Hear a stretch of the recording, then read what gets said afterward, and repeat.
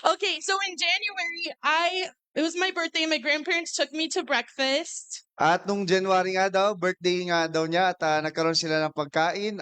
Kumain sila, magpamilya. And they were talking about this trip for my grandma and my mom were planning on coming. At pinag-uusapan nga nila nung nanay niya at nung lola niya, yun nga sila Pastora Janet, Pastora Kari, yung tungkol sa pagpunta natin nila dito sa conference na ito. And I just started talking like I was going to. At parang hindi niya may paliwanag kung anong pwede niyang gawin o maisip. And so my grandpa just kind of laughed and was like, well, we can try and figure that out. At tumawa nga yung kanyang tatay at hayaan mo lang at maayos din ang lahat. And so we went our separate ways after after breakfast, and I went to my church and I just started telling everybody I'm going to the Philippines. At makatapos silang kumain ng almusal at nag-usap tungkol nga sa konferensya na ito, pumunta sila sa simbahan at hayag niya kung gaano siya kasaya na pupunta siya ngayon sa Pilipinas.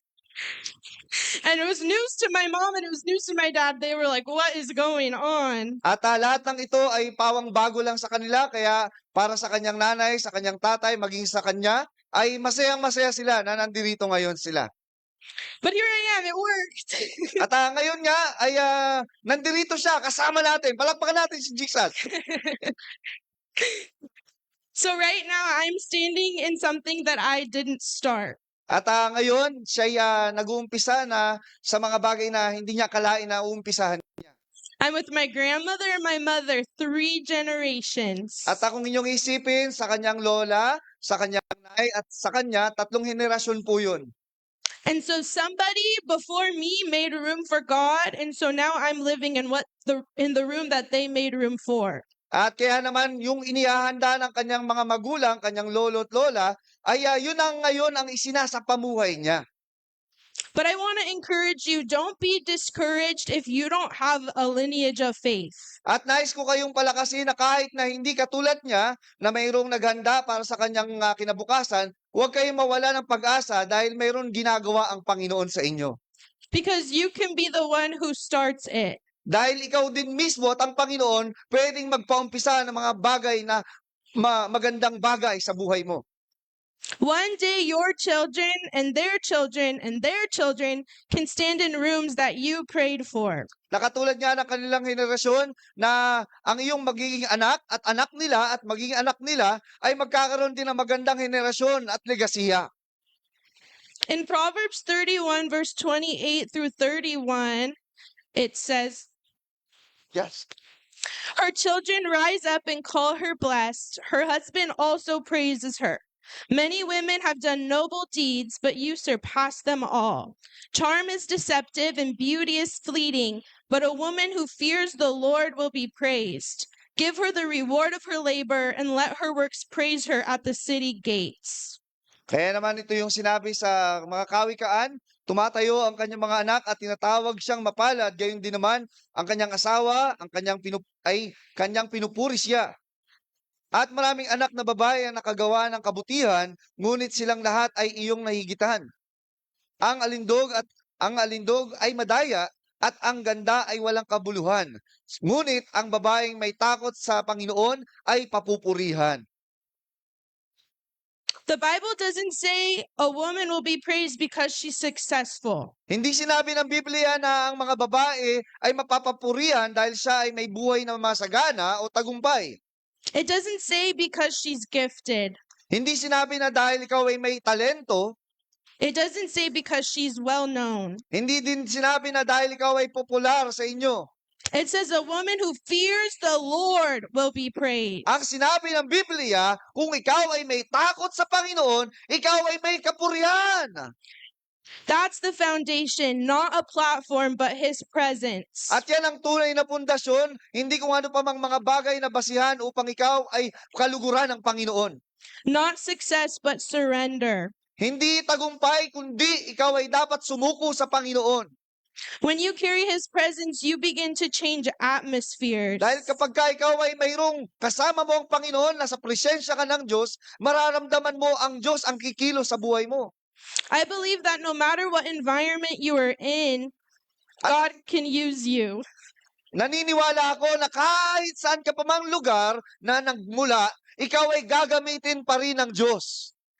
I have a personal story of how God was able to use me in my workplace. At mayroon nga siyang kwento sa kanyang buhay kung paano kumilos ang Panginoon sa kanyang buhay at sa kanyang trabaho. To hopefully bring some encouragement to some people here today. At nawa kayo po ay mapalakas at makinig po tayo. So recently, I just finished school to become an ultrasound technologist. At nakapagtapos siya ng kanyang pag-aaral bilang isang ultrasound specialist. And so in this program, you have to do an internship where you shadow a professional. At doon sa kanyang pag-aaral, kinakailangan niyang mapasailalim sa isang training na siya ay susunod sa expert upang maisagawa na rin yung ginagawa nila. I would observe exams and I just stayed in the back of the room, staying quiet, only speaking when asked. At nandoon siya sa isang sulok at tahimik lang at nag-obserba at magsasalita lang siya kapag siya'y tinanong. And so we had a couple come in for an ultrasound that were struggling with infertility. At marami silang naranasan na ultrasound at nagkaroon ng problema kung paano magkaroon ng anak. They've lost a pregnancy and they weren't able to conceive for over a year. At sila ay nakaranas ng mga pasyente na nawala ng anak dahil hindi nakapagpa-ultrasound o nakapagpa-check up. The woman looked super uncomfortable and she was not very nice. At yung kanyang sinasabing pasyente ay medyo masama ang ugali at yun ang kanyang isa sa mga naranasan. But I couldn't break the feeling that I really felt like I knew her and her husband. At hindi ko lubos pa ipaliwanag kung ano bang nangyari sa kanyang asawa at siya mismo na nagbubuntis. They looked so familiar to me and I didn't know why. Na parang itong mag-asawang ito na kanyang kinukwento, parang kilala nila ito, kilala niya. So as a student, I just had to stay in the back and watch the exam and be quiet. At bilang isang estudyante nga siya nung panahon na yon, tahimik lang siya. And the whole time I'm sitting there and I have chills on my body and my heart's beating out of my chest. At habang siya ay nandoon sa sulok na yon, ay nanginginig siya at hindi niya maipaliwanag kung anong nararamdaman niya sa kanyang puso. And I get this like picture in my mind like it's a past memory. At sa kanyang isipan, mayroong mga larawan na nakikita siya, mga imahinasyon. And it was of her husband sitting on a couch playing the guitar, and there was a toddler little boy jumping next to him on the couch. Na kung saan ang nakikita niyang imahinasyon na yon, parang may lalaki na nagigitara, mayroong bata na kasama niya doon sa kanyang naiisip. And so then my heart starts beating even faster, and I didn't know what to do. At nang dahil nga doon, ay mas lalo siyang kinabahan. Hindi niya alam kung anong gagawin. I knew I had to talk to them, but I knew I technically was not allowed to. At alam ko na kailangan ko nga silang kausapin, pero sa totoo lang sa kanyang trabaho, hindi niya dapat kausapin yung mga pasyente o mga tao sa lugar na yon. And so the exam's over, she goes and uses the bathroom, and I'm like, do I go talk to her husband by himself? At nung pumasok nga sa palikuran yung babae, ay naiwan yung asawang lalaki, hindi niya alam kung kakausapin ba niya yung lalaki o ano ba. And I thought that was weird, so I just kind of froze. And the lady I was shadowing was like, what's wrong with you? At habang nandoon sa sitwasyon na yon, parang nanginginig siya at nung dumating yung babae at tinanong siya, ano ba nangyayari sa kanya? And so I'm sitting there and I watch them start to walk out. And in my head, I'm like, I can't let them leave or I'm going to regret it forever. At habang papaalis na yung mag-asawa doon nga sa lugar na yon, ay parang gusto talaga niya kausapin. Kung hindi, baka pagsisihan ko habang buhay. So I literally started running out of the building, like chasing after them, saying, wait. Kaya naman hindi niya napigilan sarili niya. Tumakbo siya, hinabol niya yung mag-asawa. Sinabi, sandali lang, sandali. And so now we're in the hallway for everyone to see us walking. And I'm like, are you guys Christians? Kaya naman nung siya ay nandoon na sa labas, tinanong niya yung mag-asawa, kayo ba yung mga Kristiyano din? And so they kind of whipped around and they're like, yeah, we are. Kaya naman nung sinagot siya, sabi nung mag-asawa, oo, kami, Kristiyano din. So I turned to the guy, I'm like, do you play the guitar?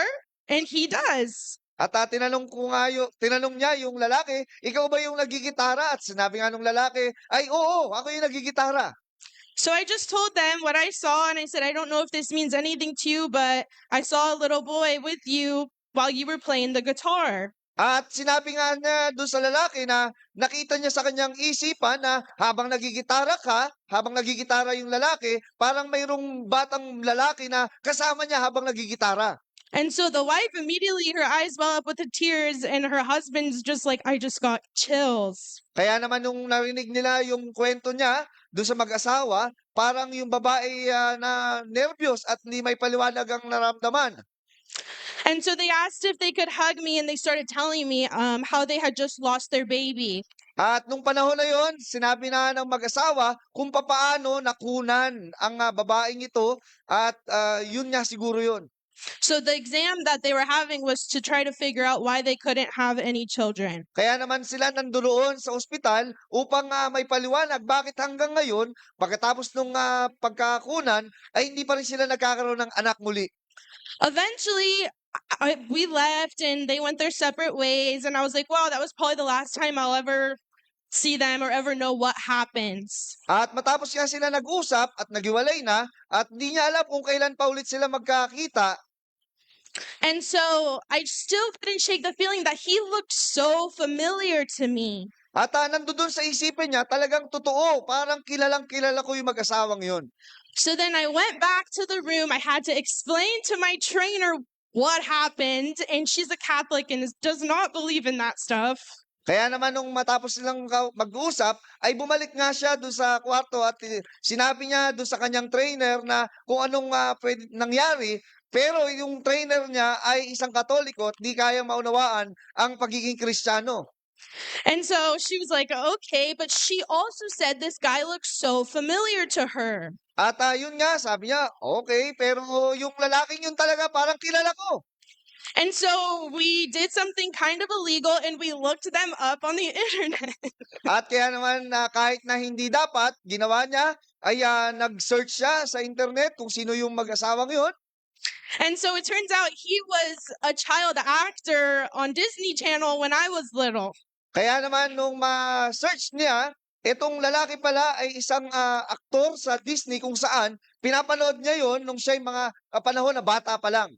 And so secretly I followed him on Instagram because he has a bunch of followers he wouldn't know. At dahil nga itong lalaking ito ay sikat, at pinalo nga niya sa Instagram at, sigurado naman di niya mararamdaman dahil maraming mga follower din yung lalaki.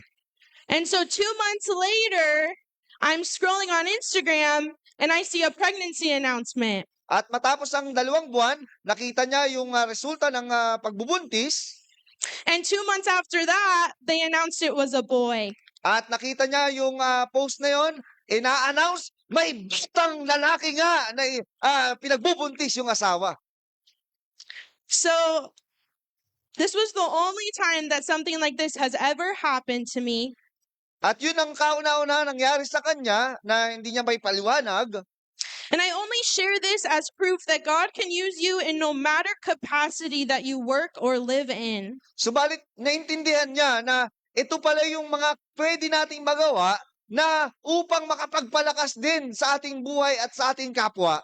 I am living proof of a generational God. At siya ay buhay na patotoo na mayroong Diyos na buhay sa bawat henerasyon. Just because I come from a line of pastors doesn't mean that God won't meet me in different ways in my personal career. Hindi na dahil siya ay mayroong henerasyon na pagiging Kristiyano, ibig sabihin ay mayroon siyang yung laya na pumili, pero ito talaga itinakda ng Panginoon para sa kanya. God can use you anywhere in any field if you make space for Him. Subalit ikaw mismo personal, ikaw ang magdidesisyon kung ikaw ay susunod sa Panginoon kung saan ka inilalagay ng Diyos. Just like we've learned in the past few nights, the Shunammite woman prepared a place in her home that was a sanctuary for Elisha. Kaya nga katulad nung babae na kasama ni Eliseo, ay nandoon mayroong engkwentro sila na itinakda ng Panginoon. Maybe the only place someone will feel the presence of God is when they're near you.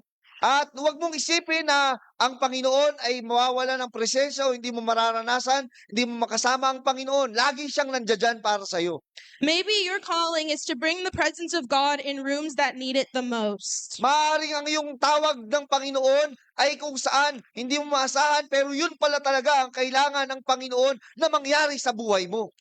Whether that's in a hospital room or a medical office, Mapayan ay sa ospital o sa medical office, in a church building or in your living room, o di kaya naman sa inyong tahanan o kaya sa simbahan, at the mall or in a classroom, maaaring ito'y sa mall o kaya sa inyong eskwelahan, God moves in people who make room. ang Diyos ay gagawa ng paraan upang maipakita niya ang iyong tawag.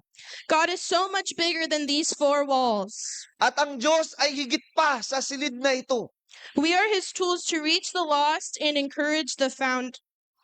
Kinakailangan natin talaga kumilos para hanapin ang mga nangangawala upang maibalik sa Panginoon. And one day, someone else is going to stand where you stood. At isang araw, kung hindi man ikaw, mayroon talaga na tatayo para matupad ang plano ng Diyos. And they're going to say that they're here because somebody else before them made room for God. At magsasabi yung mga tao na dahil mayroong nagbigay ng buhay, kaya naman sila ay naligtas din. So let's start here. Let's start now. A life that fears the Lord. Kaya naman ang hamon ko sa inyo, dapat tayo mag-umpisa na ngayon mismo, hindi sa kung kailan pa. A life that fears the Lord makes room for God and becomes a place where He moves. At ang bawat isa sa atin, dapat ay umasa sa kayang gawin ng Panginoon at dapat ikaw mismo, lulugaran mo yun. Okay, let's pray. Lord Father God, I pray for all of these women. I pray, God, that you cover them in whatever capacity that they work. I pray, God, that you use them in ways that they can't even understand, God, and that you just give them platforms everywhere they go. I thank you for this opportunity for all these women to gather and for us to be here. In your name that we pray, amen.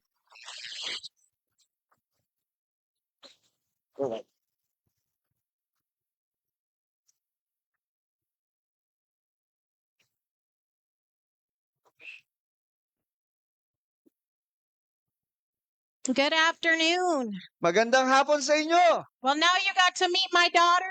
At nakilala nyo na yung anak niya? I don't think she's going to be with me very much longer, but I'm going to hold on to her as long as I can. Alam ko, aalis na rin siya sa kanyang puder, pero gusto kong maging masaya kasama ang kanyang anak. And not because she's leaving me, but because she's probably getting married very soon. Hindi dahil siya'y aalis, pero sigurado, sabi nga niya, siya'y magpapakasal na nga. I'm so excited about just being here and seeing so many young people. At masaya ako at nakikita ko kayo, marami rin may matanda na, may mga bata. My husband and I started in youth ministry 30 years ago. Ang kanyang asawa at siya rin ay nagpasimula ng ministeryo 30 years ago na. We started youth and we were in the youth for almost 15 years. At ang kanilang ministeryo mag-asawa ay nagpaumpisa sa mga kabataan din. We would have stayed longer because my husband wasn't ready to leave, but my sons were starting to come into our ministry and they kicked us out.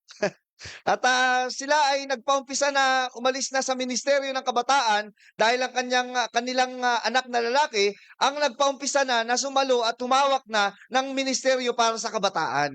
But I love how Abby spoke from her place, her career. At nagustuhan ko kung paano niya pinatotoo yung anak niya, kung paano ang buhay niya sa pagiging doon niya sa ospital ay may patotoo yung kanyang anak. I believe there's different callings on every person. Pero naniniwala ako, bawat isa sa atin may kanya-kanyang patotoo sa buhay. You can be a pastor of a church or you could be a pastor at your career. Pwede ka maging pastor sa iyong simbahan at pwede ka pa rin maging pastor kahit sa trabaho mo pa rin. My oldest son is an electrician, but he's an evangelist on his job. Ang kanyang anak ay electrician, pero sa trabaho niya ay pastor pa rin siya.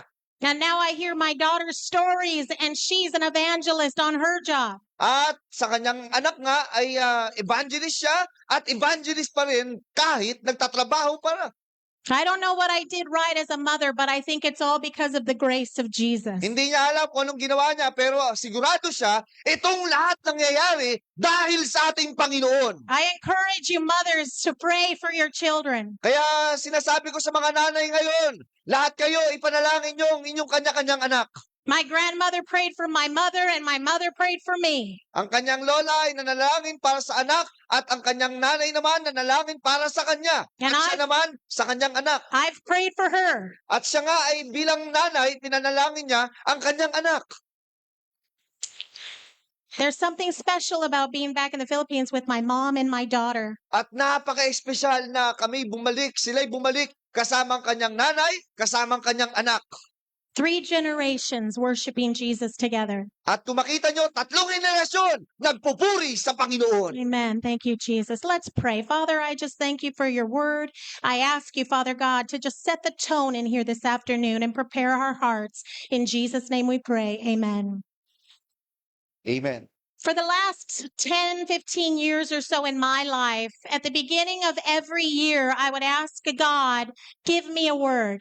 At 15 years na ministeryo niya at ngayon naisip niya yung pagsasalita niya sa konferensya na ito at sinabi niya sa Panginoon, ibigay niyo po sa akin ang salita na ibabahagi ko ngayon. One single word that I can carry throughout the year. At bawat salita na ating pag-uusapan, ito'y na pag-aralan niya na ng mga nakaraan pang taon. One thing you should know about me is I'm not very good at long lists. At dapat niyo maunawaan sa kanyang buhay. At hindi siya magaling sa mga listahan na napakahaba. And I think God knows that about me. At alam ng Diyos kung anong buhay niya, kung anong nangyayari sa kanya. He knows that if I try to attempt to write a long, crazy New Year's resolution, I'm going to fail. Dahil alam ng Diyos, kapag siya'y nagsulat ng napakahaba na New Year's resolution, sigurado siya, hindi niya yun magagawa lahat. Like my husband, he can do the lists. Pero yung kanyang asawa, kaya niyang gumawa ng mga listahan na mahaba. That's why they say opposites attract. At siya naman, kabaligtaran noon. He is very regiment and I'm all over the place. At ang kanyang asawa ay detalyado, pero siya naman, kung ano na lang. Like this year, my husband's list in January was, I'm going to do a marathon. At ang kanyang asawa ay nakalista na yon mula pa January hanggang ngayon, pero siya, iba. That will never be on my list. Dahil hindi niya yun pwedeng maisip o mailista. Never. I'm not going to train for a marathon. Dahil ang kanyang asawa ay magsasanay para sumali sa marathon, pero siya hindi. So I feel because the Lord knows me so well, At alam ko, kilalang kilala ako ng Panginoon. He gives me one word every year. At binibigyan nga siya ng Panginoon ng isang salita bawat taon. It's a word that I can remember. At itong salita na ito ay dapat nating maunawaan at matandaan. I can hold it close. At ito'y dapat panghawakan talaga natin. I can study it. At pag-aralan natin. I can use it. At dapat natin itong gamitin. I can sleep on it and wake up to it. At dapat ito'y sa buhay natin, sa pagtulog at sa paggising. And I truly think it's been a gift from God to me for years. At naniniwala nga siya na ito ay regalo ng Diyos bawat taon sa buhay niya. And this year was no different. At itong taon na ito, walang pinagkaiba, regalo ng Diyos. Starting back in December, I was thinking and praying about my word. At nung Disyembre pa, yan ay pinaumpisa na niyang isipin at binigay na nga sa kanya ng Panginoon. And I began to hear the word rhythm on repeat. At ito ay binigay na ng Panginoon at pinaulit-ulit na sa kanyang isipan. And at first, I was a little disappointed. At nung umpisa, parang hindi niya yun gusto, I was like, Lord, that's so basic. na parang sinasabi niya sa Panginoon, parang basic lang yun It's so simple. Parang napakasimple lang. But I kept hearing it and I kept seeing it. Pero ito'y laging naiisip ko, lagi kong nakikita. And one day while I was reading my Bible, I read Lamentations chapter 3. Kaya naman nung binasa ko ang Biblia, sa Lamentation chapter 3:16, And I felt the Holy Spirit speak to me and say, this is the rhythm of a Christian life. kaya naman nung mabasa ko ito, pinakita sa akin ng Panginoon na ito pala yung buhay natin bilang isang Kristiyano sa espiritual na buhay. And I was like, this can't be right. Na parang sinabi niya, parang hindi to tama Because if you've read the book of Lamentations, it's a very sad book. Dahil kung ating babasahin ang libro ng Panagoy, parang napakalungkot talaga. It's about the prophet Jeremiah, and he's watching his beloved Jerusalem be destroyed. Na ito'y patungkol kay Propeta Jeremias na nakikita niya ang kanyang syudad na nasisira. And this book is about his heart breaking. At habang binabasa nga ito ay nakakabasag ng puso. And he keeps asking God, why? At tinatanong niya ang Panginoon, bakit kaya nangyayari ito? And the Holy Spirit said this is a rhythm of a Christian life. At sa banal na espiritu, ito ang magiging daloy ng ating buhay bilang Kristiyano. And I began to think, well, I don't want a Lamentations year. At sabi nga niya sa kanyang sarili, parang ayoko magkaroon ng panagoy sa taon na ito. Because the thing with the book of Lamentations is it sits inside absolute devastation. Na kung inyong babasahin ang libro ng panagoy, talagang pagkasira at pagkalungkot, lahat na nandoon sa loob ng libro na yon. It sits in the mess. Ayun ay talagang kaguluhan. And I went home and I began to just study Lamentations 3. At nung nabasa niya dito sa panagoy, sa Kapitulo 3, Specifically verse 16 to 21. at dito nga sa 16 hanggang 21, He has broken my teeth with gravel. at sinabi rito na dinurog niya ng mga bato ang ngipin ko He has trampled me in the dust. at pinamaluktot ako sa mga abo. I have been deprived of peace. At subalit, ito'y naalala ko I have forgotten what prosperity is. at di ko na maalala kung gaano ka biyaya ang Panginoon. I remember my affliction and my wandering, At lagi ko na lang naaalala ko yung mga sakit at ako'y nag-iisip, the bitterness and the gall. yung kapaitan at katas ng mga masasamang bagay. My soul is downcast within me. At itong naalala ko sa aking kaluluwa, yumuyuko sa loob ko. In verse 21, it says, Yet this I call to mind, Ngunit ito'y naalala ko kaya mayroon akong pag-asa. and therefore I have hope. At ngayon ay may pag-asa na ako. Because of the Lord's great love, we are not consumed. At dahil sa pag-ibig ng Diyos, hindi tayo mauubos ng mga kalungkutan. For his compassions never fail. Dahil ang pag-ibig ng Diyos hindi mabibigo. They are new every morning. Dahil yan ay laging bago sa umaga. Great is thy faithfulness. Dahil dakila ang Diyos sa kanyang katapatan. I said to myself, At sinabi nga niya sa kanyang sarili, The Lord is my portion, and therefore I will wait for him. ang Diyos ang kanyang ating sandigan at ang Diyos ang aasahan natin. So in the middle of his heartbreak, Jeremiah is moaning and he's lamenting to God. At sa kalagitnaan ng panagoy ni Jeremiah, siya ay nagkaroon ng pag-usap sa Panginoon. But then he stops and he says, Yet, despite my circumstances, I will remember. At sa kalagitnaan ng mga panagoy niya ay huminto siya at nagsabi, hindi pa tapos ang Diyos sa buhay ko. And right in that moment, I felt the Holy Spirit speak to me. At nung panahon na yon, naramdaman ko nangusap ang Diyos sa akin. This word hope, Na ang salitang pag-asa, it says, Yet this I call to mind, and therefore I have hope. at ito'y laging nalagay sa isipan ko na dapat may pag-asa tayo. It is a disciplined remembrance that is formed only in grief. Na dapat tayo ay magkaroon ng ganitong pag-uugali na may pag-asa sa Panginoon. Once again, I heard the Holy Spirit. This is the rhythm of a Christian life. Na dapat ito yung pintig ng puso ng isang Kristiyano na umasa sa Panginoon. So the first thing I did, which I like to do, is look up that word in the Hebrew. At kaya naman tiningnan niya yung salitang redeem dito sa libro na yon. And it's a strange word. In Hebrew, it's called shigayon. At ang salitang redeem ay sa wikang Grego ay shigayon. There you go. Good job.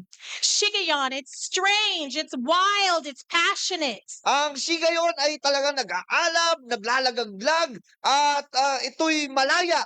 It means that it's a rhythm that wanders. Na isang ritmo na naghahanap, naging malaya.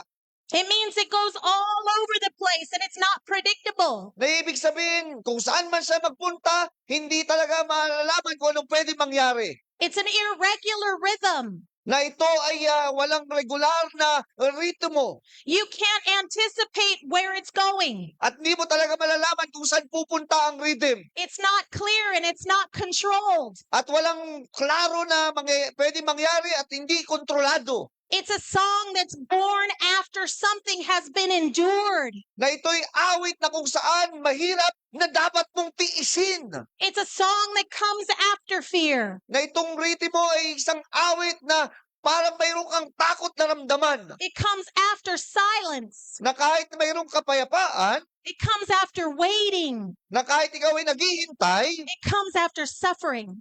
na kahit ikaw ay naghihirap.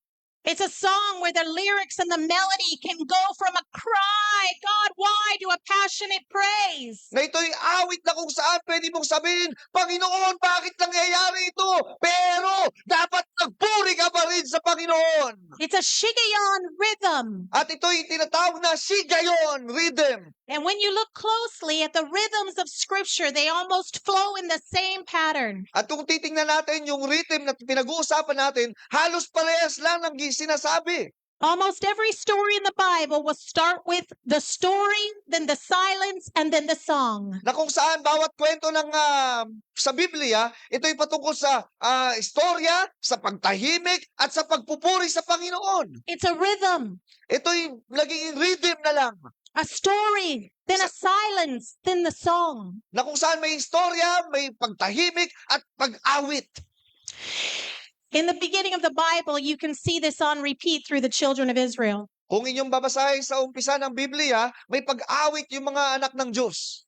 Almost every time you read the story of the children of Israel, their rhythm is the story, silence, song. Na kung saan sa istorya ng anak ng Diyos sa Israel ay mayroong kwento, may pagtahimik at pag-awit. They always start out with the long, drawn out stories where they're complaining and they have doubt and they have fear. At nagkaroon sila ng pagkatakot, may mga pagrereklamo, at kung ano pa mga ginagawa nila doon. And then it flows into a period of silence, whether it's from them to God or from God to them. Na kung saan matapos sila na magreklamo at kung ano pang mga sinasabi, pero may pagtahimik at pagtahimik na yon ay mula sa Panginoon o mula sa tao patungo sa Panginoon. But then something happens and reminds them once again of how awesome their God is. At matapos ang katahimikan, mayroong nagpapaalala na mayroong plano ang Panginoon para sa kanila. He sends help at just the right time. At ito'y talagang pagtulong saklolo sa tamang panahon. He sends provision at just the right time. At pinapakita na ang Diyos ay nagsusustento sa tama at nakaakdang panahon. And then their story goes into the song. At doon sa istorya na yon ay mayroong pag-awit. And they begin to sing these songs about the view of God that they have now. Na ang awit na yon ay ang patungkol sa Diyos na mayroon sila ngayon. In Exodus chapter 14, Dito nga sa Exodus chapter 14, the children of Israel have escaped their captivity through this amazing miracles. ang anak ng Diyos sa Israel ay mula sa pagkakabihag ay sila'y napalaya. And now they find themselves in the wilderness being boxed in by Pharaoh's armies on one side and the Red Sea on the other. Na kung saan matapos ang kalayaan, sila'y nakitang sarili nila sa sitwasyon na ang kaaway ay nasa likod, mayroong karagatan sa kabila, at dito naman ay mayroong isa pa na balakid. So they're literally at a dead end with no means of escape. Na kung saan wala talaga silang mapotunguhan na walang matatakasan na. I don't know about you, but when I read the children of Israel stories, I like to put myself in the story. Pero kung yung titingnan ang ang anak ng Israel, itong kwento na ito ay pwede mangyari din sa atin. So I can imagine at this point in their story that it's dark. Na dito sa istorya na ito talagang madilim ang nangyari sa kanila. It's nighttime. At ito'y gabi.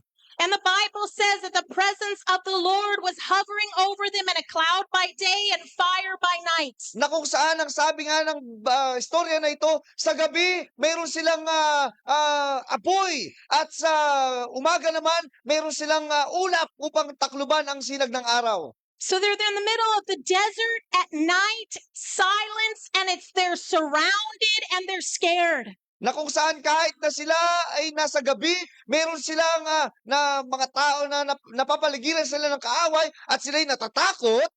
We can look at it as the silent part of their story. Nandoon sa kwento na yon, mayroong pagtahimik.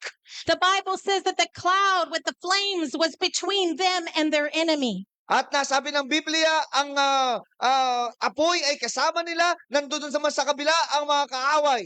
They couldn't see the enemy because of the flames of God. At nang dahil sa apoy ng Panginoon na nagbigay ng proteksyon, hindi nila nakikita ang mga kaaway. We can't see what God is doing in the darkness and in the silence. Maaaring hindi natin nakikita ang ginagawa ng Diyos dahil tayo nasa dilim, nasa pagtahimik. But He is always at work. Pero kasama natin ang Diyos at gumagawa ang Panginoon. God was already providing a way out for them. Dahil ang Diyos ay gumagawa na ng paraan upang sila'y makatakas laban sa mga kaaway. How many times in our lives in seasons of silence Ilang beses na nangyayari sa buhay natin na parang ang Panginoon ay hindi na kasama, pakiramdam mo, hindi na kasama mo. do we take it as a negative? Na parang tinitake mo yan bilang negatibong bagay. We assume that God isn't there.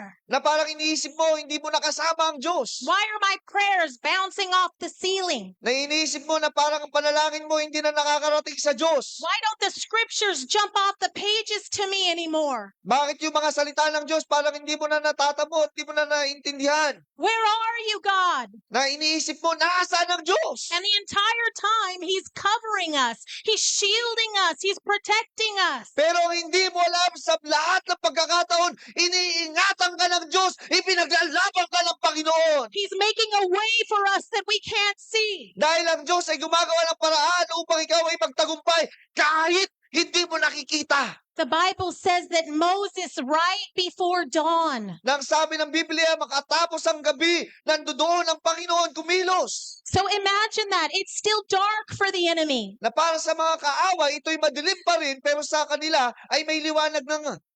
He reaches for his staff over the sea. At naroon si Moises, yung kanyang tungkod ay nilagay doon sa karagatan. And the Bible says the waters begin to churn and to move. At ang sabi ng Biblia, ang karagatan ay nagpasimula na mahati. And they move to the sides and rise up. Sa magkabila ay nahati ang karagatan at umangat, nagkaroon ng daan. And Moses begins to lead the people across on dry land. At pinasimula ni Moises na pangunahan ng mga tao na tumawid. The enemy doesn't know what's happening. They're blinded by this fire. Pero ang mga kaaway hindi na alam na ang mga anak ni Israel ay patawid na ng karagatan. And by the time the enemy realizes what's happening, the children of Israel are safe. Na nung makita na nga, nung panahon na yon, nakita ng mga kaaway, pero yung mga anak ni Israel We ay know ligtas na. that the walls of water came down, destroying the At enemy. matapos makatawid, ay ang karagatan ay bumalik na at nasira ang mga kaaway. And the Bible even says that their bodies and their supplies were washed up on shore. At na sabi sa Biblia, ang kanilang katawan, mga kaaway, ay nalunod at natangay ng karagatan. So the studies of the Israelites show that they left Egypt with no weapons. Na sabi ng Biblia, ang mga Israel ay walang daladalang armas. They left with only the supplies that they could carry. Ang daladala lang nila yung mga pagkain, kung ano mga dala nila, pero walang armas. And after a period of silence, now they are not only safe from the enemy, but they're being supplied with everything they need. Na kung saan matapos ang mahabang katahimikan, pero meron silang kaligtasan na natamo galing sa Panginoon. And then comes the song. At naroon may pag-awit. They don't try and sit there and explain all the trauma they've experienced. At hindi na sila naglalahad ng kanilang mga naranasan laban sa kaaway. Moses doesn't offer up an on-site psychologist to help them. Dahil wala namang psychology sa panahon na yon upang sila ay gamutin. They start to sing. At sila ay nagpaumpisa ng kumanta.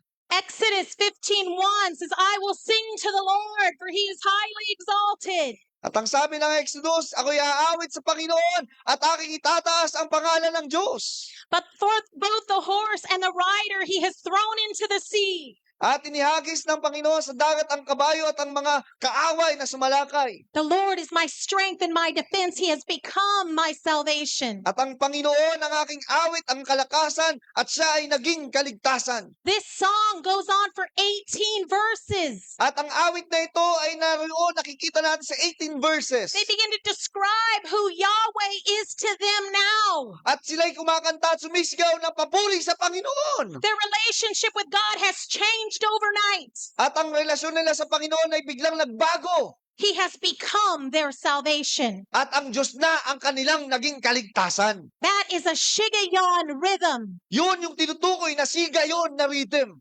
In the same breath as their story Ang kanilang istorya ay pinag-uusapan came the silence, na mayroong katahimikan then birthed the song. at mayroong pag-awit.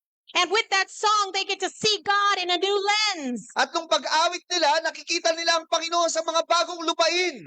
This song became the Israelites' first language after their suffering. At ang awit na yun, ang unang naging salita nila matapos silang iligtas ng Diyos. And as you begin to read this rhythm on repeat through Israel's journey, At habang paulit-ulit nilang ginagawa yung rhythm na ito habang naglalakbay, and throughout the rest of the Bible, at hanggang sa matapos ang storya nila sa Biblia, pattern is story, silence, song. parehas talaga ang nangyayari. May istorya, may pagtahimik, at may pag-awit. Another story in the Bible is Hannah. At patungkol naman kay Hana, Her story was at one time a happy one. na ang storya na ito ay patungkol sa kaligayahan. Her story started out a hopeful one. Nag-umpisa sa punong-puno ng pag-asa. The Bible says she married a man that deeply loved her. At sinasabi na siya'y pinakasalan ng lalaki na nagmamahal talaga sa kanya. But at some point, her story leads into hopelessness. Pero sa kanyang kwento, nagkaroon ng kawalan ng pag-asa. Hers was barrenness, At mayroong sumpa na nangyari. which would have taken on a whole different level at that time. At sa parang hindi may paliwanag, nagbagong level ang kanyang pananampalataya. Hannah would have been disgraced and treated with scorn. At si Hana ay nakaranas ng kahirapan at sa kanyang problema na yun. She wouldn't have had many friends. At parang wala na siyang mga kaibigan. She would have had a long season of silence in her life. At napakatagal ng pangyayari na siya ay tumahimik. The Bible says she would go with her husband to the temple when they would take their offerings. At sabi ng Biblia, lalabas lang si Hana kapag sasama sa kanyang asawa para maghandog. And she would be praying silently with just her lips moving, Na siya'y nananalangin na tahimik habang ang kanyang bibig ang bumubuka lang. which I imagine meaning she was always asking God. Na parang naisip ko na parang may inihingi siya sa Panginoon. Even when she was doing other things, she was asking God. Na kahit may iba na siyang ginagawa, kinakausap niya ang Diyos, humihiling. She was constantly moving her lips in petition to God. At walang tigil na bumubuka ang bibig niya sa Panginoon at nagsasabi. But she was only getting silence in response. Pero ang natatanggap niya sa Panginoon ay walang sagot, katahimikan lang. How long did this season of silence go on for in her life? Napakatagal na katahimikan ang kanyang naranasan. We don't know. The Bible doesn't tell us. Hindi natin alam, hindi naman sinabi sa Biblia. But one day, Pero isang araw, the prophet notices her lips moving and no sound coming out. sabi sa Biblia, nagpaumpisa na lumabas ang salita sa kanyang bibig. I imagine after all the years, it has become a habit for her now. Na kung saan mula sa katahimikan, nagiging kaugalian na niya na magpuri sa Panginoon. It's the rhythm of her heart and it's escaping her lips at all times. At nagpaumpisa na magbago ang kanyang rhythm sa puso ni Hana na nagpupuri sa Panginoon. But the prophet thinks it's strange and he asks her, "Are you drunk?" Pero sabi ng nagsulat, parang si Hana ay parang lasing na. And she falls before him and pours her heart out to him. At ibinuhos ni Hana ang kanyang puso sa Panginoon at nagpuri sa Diyos. And his response to her says, "May God give you what you have been asking for." At sinabi nga na, ang Diyos nawa ay ibigay sa iyo kung ano ang hinihiling mo sa panalangin. The Bible says the next morning, At makalipas ang isang araw na yon sa umaga, before anything changes, bago pa man may mangyaring pagkakaiba, before she's pregnant, bago pa man siya mabuntis. the scripture says in 1 Samuel 1:19, Sabi nga po dito sa 1 Samuel, They get up early to worship before they went home. Kinaumagahan, maaga silang bumangon at sumamba. So even still in the silent part of her story, Na kahit na sa panahon ng katahimikan ng kanyang kwento, she's holding on to those words of faith from the prophet. si Hana ay patuloy na pinangahawakan niyang pangako sa kanya ng Diyos. And her song is starting to come up. At ang kanyang pag-awit sa puso niya ay nagpaumpisa na lumakas. Part of her song is this faithfulness. Ang isa sa mga bahagi ng awit ay katapatan. Before her answer, Ang katapatan bago pa man sumagot ang Diyos. before her miracle, Bago pa man niya maranasan ng himala, she's still worshiping. si Hana ay nagpupuri pa rin sa Panginoon. And the scripture goes on to tell us that the Lord remembered her and she became pregnant. At sabi ng Biblia, bago pa man mangyari lahat ng ito, nagpatuloy si Hana na magpuri at siya'y nabuntis. And that song that had been stirring At dahil sa ang awit ay hindi napatid, begins to pour out of her. kaya naman binuhos sa kanya ang pagpapala. In 1 Samuel 2, 1 through 10, Dito nga sa 1 Samuel, Hannah prayed and said, "My heart rejoiced in the Lord. si Hana ay nanalangin din at sinabi sa Panginoon, nagagalak ang aking puso. In the Lord, my horn is lifted high." Sa aking Panginoon, ang aking lakas ay tinataas sa Diyos. She goes on for 10 verses At dito ay mayroong 10 verses na sinasabi ito. and she begins to sing of the Yahweh that she knows now. At nagpaumpisa siya na magpuri sa Panginoon. It's a new side of this God. Na kung saan ito yung panibagong antas ng kanyang buhay. She begins to sing, "You are holy. Matapos ang katahimikan, nawit niya, ikaw ang Diyos na banal. You know me. Kilala mo ako. You weigh me.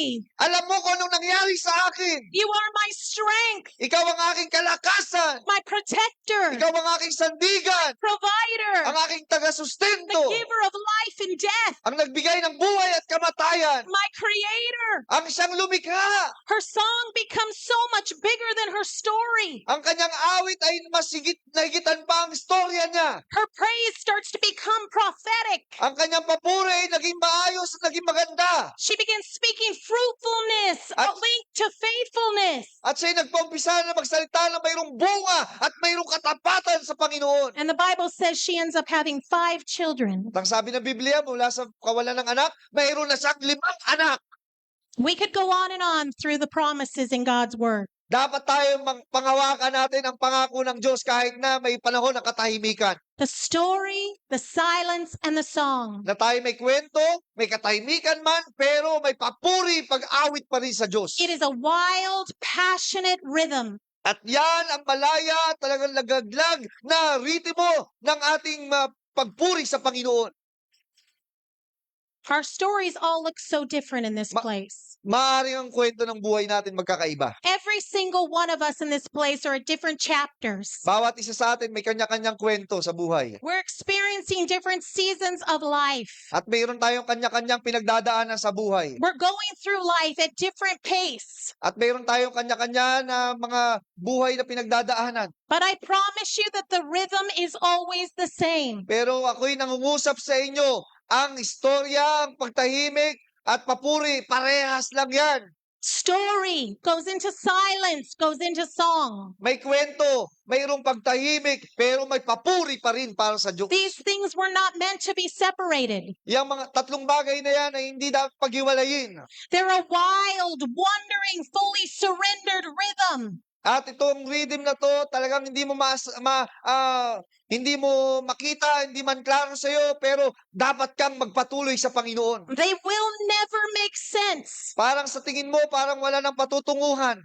It's uncontrolled, Hindi mo yan kontrolado. but it is a life with Jesus. Pero yan ay patungkol pa rin sa buhay ng Panginoon.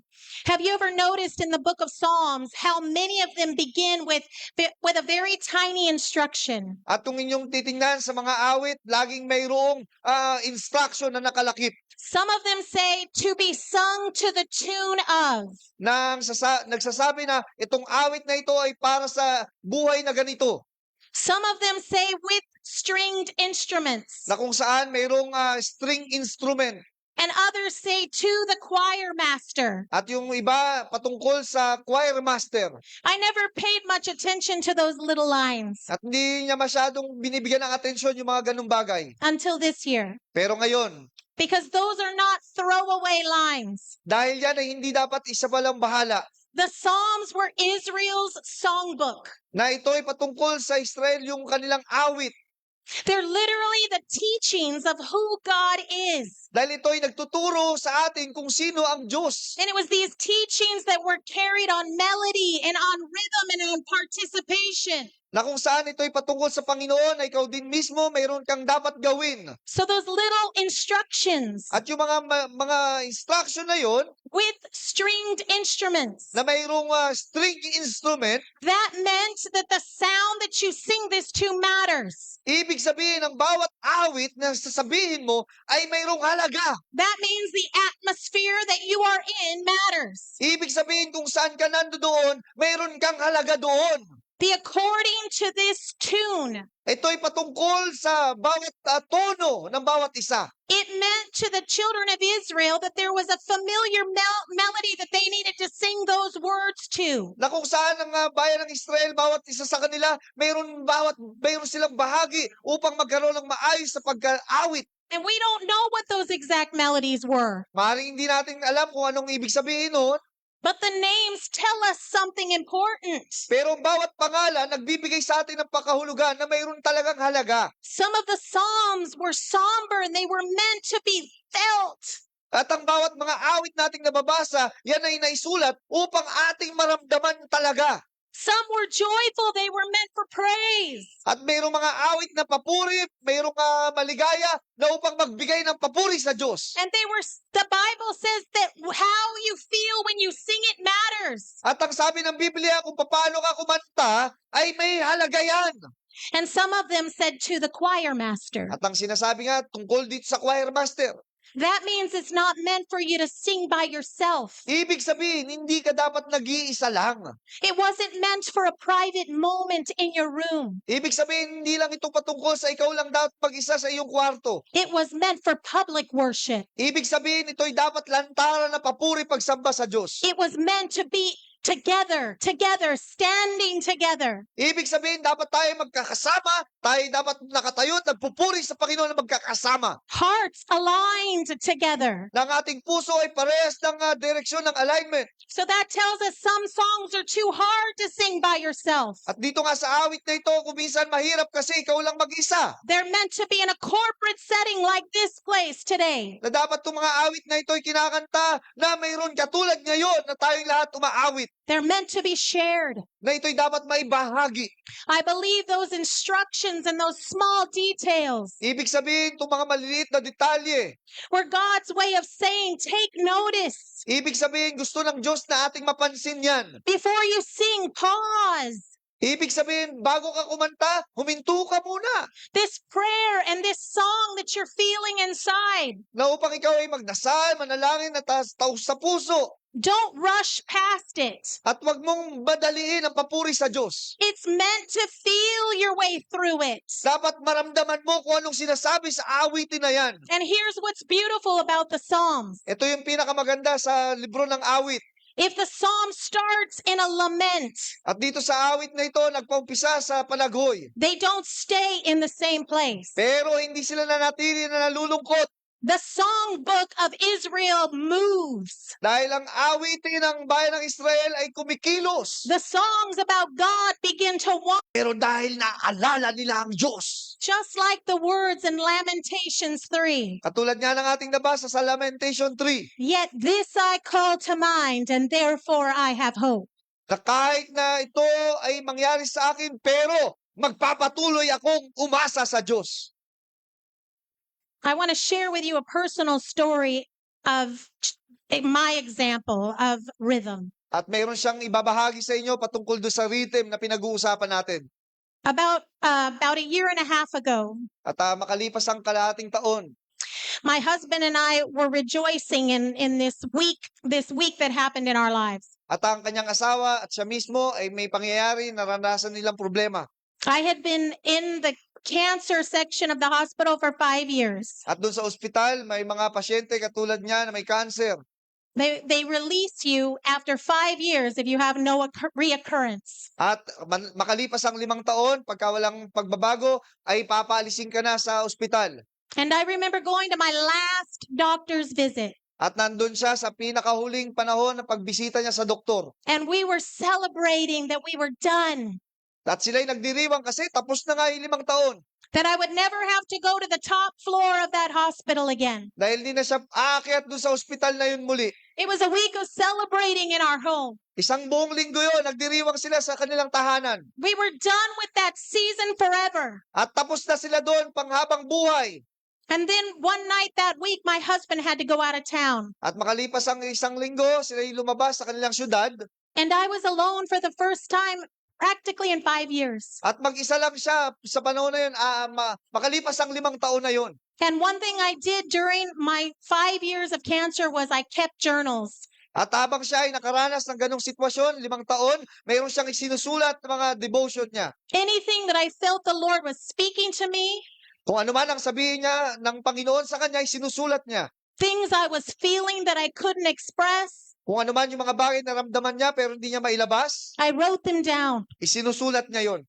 And after getting close to the 5-year mark, At halos matapos na yung 5 taon na yon, I felt the Holy Spirit begin to nudge me to get all of those books out again. naramdaman ko na inutusan ko ng banal na espiritu na ipunin lahat ng mga naisulat niya. We had a lot of people sick in our church. At maraming tao sa ating mga simbahan ngayon. And I felt the Lord wanted me to begin to start working on a book for them that would encourage their faith. Napakiramdam ko, nais ng Panginoon na gamitin yung mga naisulat ko upang mapalakas ang mga tao sa simbahan. So that night I took all of my books and I laid them on the table. Kaya nung gabing yon, niipon niya lahat ng mga naisulat niya doon sa table. And I just began to go back through the years of what God had spoke to me through that journey. At di niya lubusang maisip kung anong mga sinulat niya makalipas ang 5 taon na yon na isinulat niya lahat. I was so grateful and so overwhelmed with God's goodness. At napakasarap sa kanyang pakiramdam kung anong kabutihan ng Diyos na naranasan niya. So in that night, as I was getting ready for bed, Kaya naman handang-handa na siya sa huling gabi na yon. I stacked them all up ready for the next day. At lahat ng naisulat niya, inipon niya. But as I was getting ready for bed, I suddenly felt very sick. At bago siya humiga, naramdaman niya parang may sakit pa rin siya. So sick. Talagang parang naramdaman niya mabigat, may sakit. And my response to sickness is to go to sleep as fast as possible. At ang ginagawa niya pag naramdaman niya yon, gusto niyang matulog na lang agad-agad. And that didn't work. Pero hindi siya nakatulog. So at some point during the night, I had got up to go into the bathroom Nung panahon na yon, nung gabing yon, imbis na matulog, siya ay pumunta sa bathroom. and I passed out on the floor. At siya ay natumba doon sa sahig. And when I woke up, I was face first on the hard floor in a pool of blood. Habang ang kanyang muka ay nakasubsob doon sa sahig, maraming dugo ang kumalat. And I remember laying there thinking in my head, no, no, no. At habang nasa isip niya, nakikita niya ang sarili niya, sinasabi niya, hindi, hindi, hindi. And I began to feel in my mouth. At naramdaman niya sa kanyang bibig, And my mouth was full of sand. ang kanyang bibig ay puno-puno ng Beach sand, like sand. parang buhangin. And I realized that my teeth were gone. At naramdaman niya na ang kanyang ngipin ay nangawala na. That when I fell, I hit my face on the floor and my teeth came through my bottom lip. At habang nakikita niya ang kanyang mga ngipin ay nawala na dahil natanggal dahil sa pagkakatumba niya. And they broke off on the floor. At nandun niya ang mga ngipin niya na nandun sa sahig. And what I felt was crushed teeth in my mouth. Naramdaman niya nga na wala na ang kanyang mga ngipin sa kanyang bibig. And I remember just thinking before I moved, no, no, no. At bago siya kumilos sa pagkakahandusay, sinasabi niya sa kanyang sarili, hindi, hindi, hindi. And I literally felt like Satan was standing over me with his fist. At literal naramdaman niya ang kaaway, parang gusto siyang suntukin. And he just did one last. At parang sinuntok nga siya ng isa pang beses. And I got up, I took a towel, and I went back to bed. At siya'y tumayo at kumuha ng towel para punasan ng dugo at humiga na siya. Fast forward to this January. At ngayon niyang January, at pabilisin na lang natin, I tell the Lord, give me a word. sabi niya sa Panginoon, bigyan niyo po ako ng salita. And I open the Bible to Lamentations chapter 3, verse 16. Nung mabuksan ko ang Biblia, nandito tayo sa Lamentation chapter 3. He has broken my teeth with gravel. Dinulog nga ang mga ng bato ang ngipin ko He has trampled me in the dust. at pinamaluktot ako sa mga abo. I have been deprived of peace.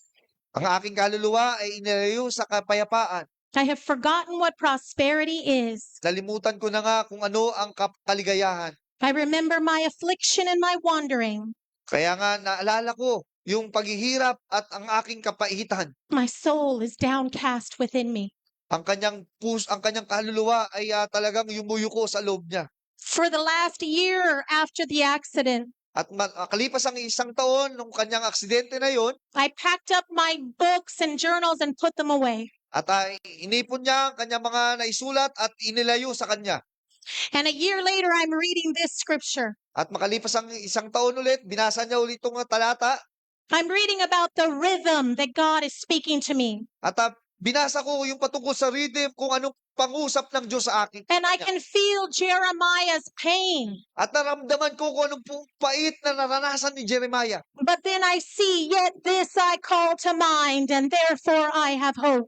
At siniisip ko na kahit ano pang nangyayari sa aking isipan, dapat mayroon pa rin tayong pag-asa. The enemy wants to stop your story. Dahil ayaw ng kaaway na magpatuloy ang iyong istorya. Anytime you want to choose to do something for God, Na tandaan natin na kahit na ano mangyari pagka ikaw ay may pinapagawa ang Panginoon sa iyo, He will do everything to discourage that in your life. gagawin ng lahat ng kaaway para ikaw ay pigilan. His goal is to stop you, Pipigilan ka ng kaaway to discourage you. na upang ikaw ay panghinain. When you're in the silence, He's going to lie to you. Na sa panahon ng katahimikan, magsisinungaling He's ang gonna kaaway. God does not hear your prayers. Sasabihin sa iyo ng kaaway, hindi ka napakinggan ng Diyos. He's going to try everything to silence your song. Gagawin ang lahat ng kaaway para hindi ka umawit, papuri sa Panginoon. But as Christians, we say, and yet this I call to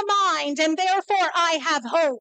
Pero tayo bilang anak ng Diyos, sasabihin natin kahit ano mangyari sa akin, tayo ay may pag-asa sa ating Panginoon.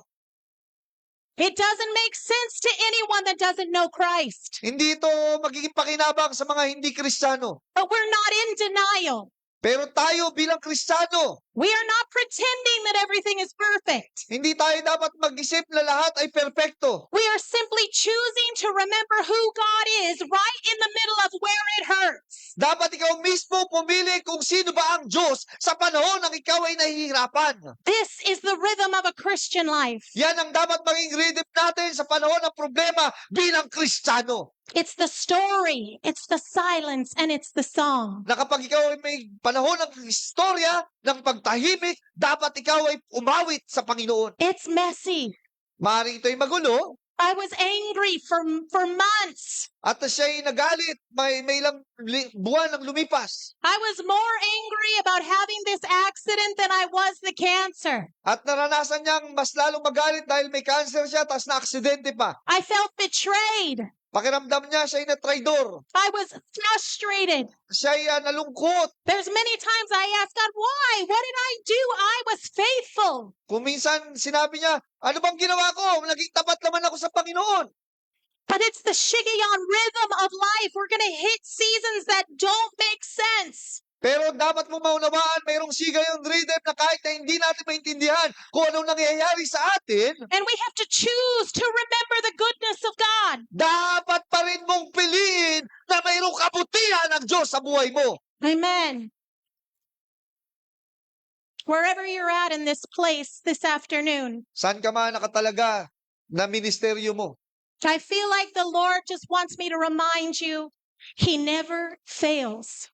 Dapat mong maunawaan at matandaan ang Diyos, hindi ka bibiguin. It's never going to be in your timing. Maaaring hindi sa iyong kagustuhan o kapanahunan, It's not going to always make sense to you. maaaring hindi mo maipaliwanag bakit nangyayari sa iyo yan.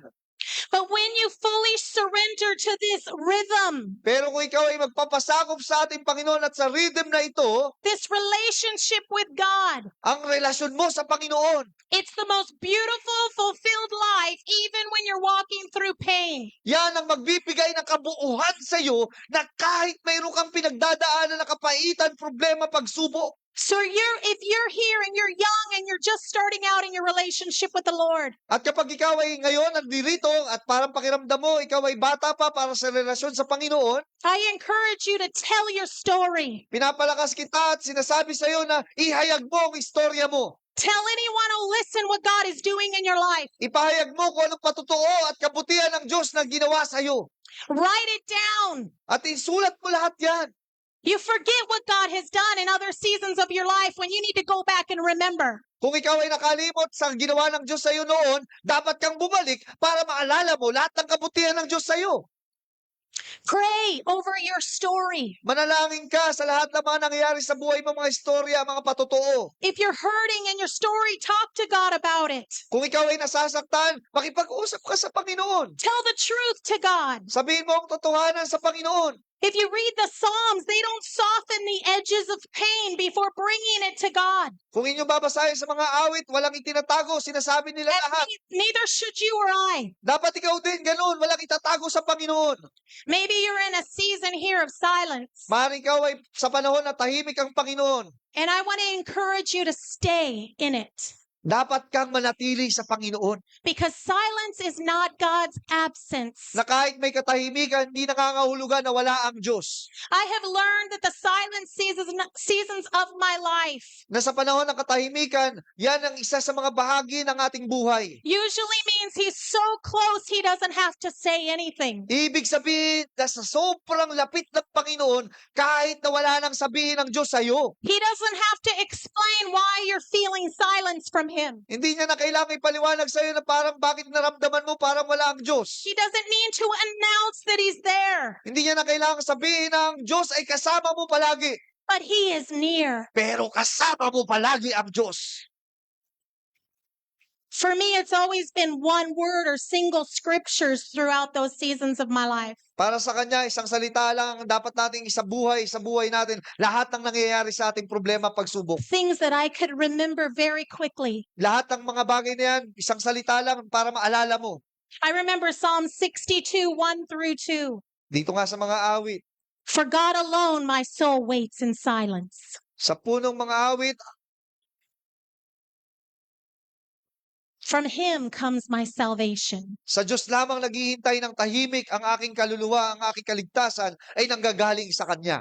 Amen. I shall not be shaken. Hindi tayo dapat matitinag. In those silent seasons, let the tears be your prayer if needed. Sa panahon ng katahimikan, pakiramdam mo, ikaw lang mag-isa, dapat kang manalangin sa Panginoon. The Bible says that the Holy Spirit groans for you when you do not have words. Dahil sabi ng Biblia, ang banal na Espiritu ay lalong lumalaki sa iyo kapag ikaw ay sa panahon ng kahirapan, ng katahimikan. That means the Holy Spirit that is living inside of you is saying the words that you need for the Lord. Na ibig sabihin, ang banal na Espiritu ay yan yung nasa sayo na sinasabi ng Panginoon. You don't have to fill the silence. You just have to stay in it and let God hold that season. Hayaan mo na mayroong katahimikan ng mahalaga. Ikaw at ang Diyos, mayroong relasyon sa Panginoon. And if you're in the song, At kung ating titingnan dito sa mga awit, I encourage you to sing your heart out. ikaw din mismo, umawit ka sa panahon ng problema mo. Rejoice. Dapat kang magdiwang. Sing and let everyone know. At umawit ka, ipakita mo sa lahat ng tao The Psalms were written so faith could be shared. na lahat ng iyong pinagdadaanan, dapat yan ibahagi mo sa iba na ikaw ay magtatagumpay din. I believe that your song is going to minister to someone in silence. Dahil ang iyong mga kabiguan ng awit, yan ang magbibigay ng ministeryo para sa iba ay magkaroon ng kaligtasan. The song will always find its way to you. It's promised through the entire Bible. Dahil ang mga awit, yan ay isa sa mga pangako ng Panginoon na upang ating isabuhay para sa ating mga pinagdadaanan. And the last thing I would leave with you this afternoon is to give up your timeline. At ang pinakahuli, gusto kong iwan sa inyo, dapat mong hayaan na ang Diyos ang gumawa sa tamang panahon. God's rhythms are not neat. Dahil kung minsan hindi yan nagtutugma sa iyong kagustuhan at kagustuhan ng Diyos. And some seasons will linger longer than you want them to. Na kung minsan, pakiramdam mo, napakatagal na ng iyong panalangin. Some songs will come very quietly. Na kung minsan, pakiramdam mo, ikaw na lang mag-isa. And I would encourage you to stop asking God, how long till this is over? At gusto kong sabihin sa inyo, huwag ka nang magtanong sa Panginoon, gaano pa ba katagal ito, Panginoon? And instead begin asking God, At dapat itong sabihin mo sa Panginoon, how do I stay surrendered right here? paano ko ba ipapakita sa iyo na ako ay patuloy na magtitiwala sa iyo? It's the story that leads into the silence that leads into the song. Dahil ito ay patungkol sa iyong patotoo, sa iyong istorya, na kung saan kahit may katahimikan, mauuwi pa rin sa papuri at pagsamba sa Panginoon. It's a beautiful Shigayon rhythm. Ito'y napakaganda na kahit di mo alam kung saan ka patutungo, pero yung shigayon rhythm, yan ang dapat isa pamuhay mo. It's unpredictable, Maring hindi mo yan kontrolado, but it's so faithful. pero dapat maging tapat Let's pa rin. pray. Father, we just thank you for your word. Father God, seal it in our hearts this afternoon, Lord God. I pray, God, the ones that are in the story, that you would help them to speak it out, Father God. You would help them to tell their story, God, to pray over their story, to write their story. And I pray, God, the ones that are in the silence, that you would draw near to them and they would feel your presence like never before. Reassure them with your presence. And Father, I pray for the ones that are rejoicing, God, to help us rejoice even louder, to let our song be medicine for the soul of the ones that are walking in silence.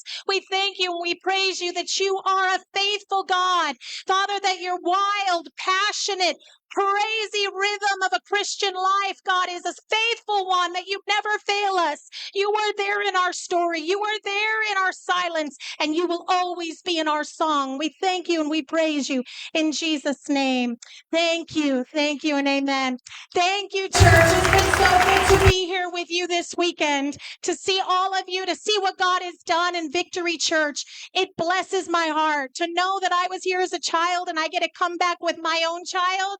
I'm grateful. Thank you so much. We love you. We love you. Palakpakan natin ang Panginoon.